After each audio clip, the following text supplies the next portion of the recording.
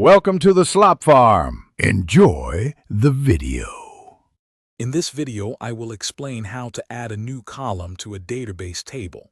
The primary command for this is alter table, which allows you to modify an existing table structure. You will use the add column clause, followed by the new column's name and its chosen data type. For example, you might add a genre column as a varchar with a length of 100 characters. When adding a column, selecting the correct data type is crucial, such as varchar for text up to 255 characters, int for whole numbers, or date for dates. You can also add constraints. For instance, not null ensures that every row must have a value for this column, while a default constraint automatically assigns a specified value if none is provided.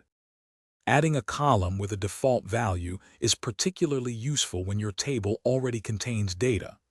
The default constraint will automatically populate all existing rows with the specified value, ensuring no nulls are introduced, especially if the column is defined as not null. Remember, the default value you choose must be compatible with the column's data type. For example, active for a varchar column. Before making any structural changes to your database, always back up your data to prevent loss. It is also highly recommended to test all alter table operations in a development environment before applying them to a production database. For very large tables, adding a column can be resource-intensive, so consider performing these operations during off-peak hours to minimize any performance impact. Thanks for watching.